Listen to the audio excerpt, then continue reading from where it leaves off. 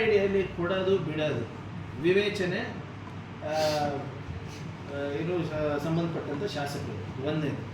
ಆಮೇಲೆ K R I ಡಿಯಲ್ಲಿ ಇರ್ಬೋದು, ನಾವು ಎಲ್ಲ ಕಾಂಟ್ರಾಕ್ಟ್ಗಳು ನಾವು ತೊಗೊಳಕ್ಕಾಗಲ್ಲ, ನಮ್ಮದು ಇತಿಮಿತಿ ಅಂತ ಇರ್ತಾವೆ. ಒಂದು ನಿಮಿಷ 2 ಕೋಟಿಗಿಂತ ಹೆಚ್ಚು ನಾವು ತೊಗೊಳಕ್ಕಾಗೋದಿಲ್ಲ. ಮತ್ತು ಹಿಂದಿನ ಸರ್ಕಾರಗಳಲ್ಲಿ ನೀವು KKRDBನಲ್ಲಿ ನೀವು ನೋಡಿ, ಬೆಂಚ್ಗಳು ತೊಗೊಂಡಾರ, ಎಲೆಕ್ಟ್ರಾನಿಕ್ ಐಟಮ್ಗಳು ತೊಗೊಂಡಾರ, ಎಲ್ಲ ತೊಗೊಂಡಾರ. ನಾವು ಬಂದ ಮೇಲೆ ಅವೆಲ್ಲನೂ ನಿಷೇಧ ಮಾಡಿ ಬರೀ ಇಂಜಿನಿಯರಿಂಗ್ ವರ್ಕ್ಸಿಗೆ ಮಾತ್ರ ನಿಮಗೆ ಅನುಮೋದನೆಯನ್ನು ಕೊಡ್ತಾ ಇದ್ದೀವಿ ಅಂದ್ಬಿಟ್ಟು ನಾವು ಹೇಳಿದ್ವಿ. ಅಂದರೆ ಎಲ್ಲ ಪ್ರೊಕ್ಯೂರ್ಮೆಂಟು KRID ಥ್ರೂನೇ ಆಗ್ತಾ ಇತ್ತು. ಕಿಯೋನಿಕ್ಸ್ ಹಿಂದಿನ ಸರ್ಕಾರದಲ್ಲಿ ಕಿಯೋನಿಕ್ಸ್ ಅವರು ಬಿಲ್ಡಿಂಗ್ ಕಟ್ತಾ ಇದ್ರು, KRIDಯಲ್ಲೂ ಎಲೆಕ್ಟ್ರಾನಿಕ್ಸ್ ಖರೀದಿ ಮಾಡ್ತಾರೆ. ಅವೆಲ್ಲನೂ ಕೂಡ ನಿಲ್ಲಿಸಿದ್ದೇವೆ.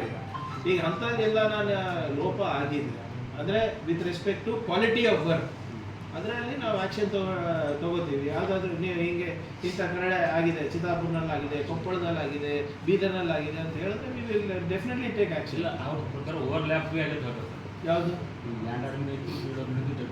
ಓವರ್ಲ್ಯಾಪ್ ಹೋಗ್ತಾ ಈಗ ಓವರ್ಲ್ಯಾಪಿಂಗ್ ಅಂದರೆ ಅದನ್ನ ನೋಡ್ಕೋಬೇಕಾಗಿರೋದು ಯಾರು? ಅಲ್ಲಿ ಲೋಕಲ್ ಇಂಜಿನಿಯರ್ಸ್ ನೋಡ್ಕೋಬೇಕು, ಅಲ್ಲಿ ಮುಖಂಡರು ನೋಡ್ಕೋಬೇಕು.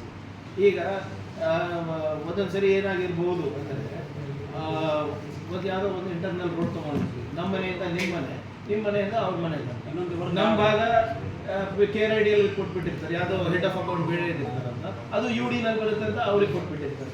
ಸೊ ಅದು ಸ್ಪೆಸಿಫಿಕ್ ಆಗಿದ್ರೆ ನಾವು ಹೇಳ್ಬೋದು ಸರ್, ಇಲ್ಲದ್ರೆ ಭಾಳ ಜನರಿಗೆ ಆಗ್ತದೆ ಸರ್.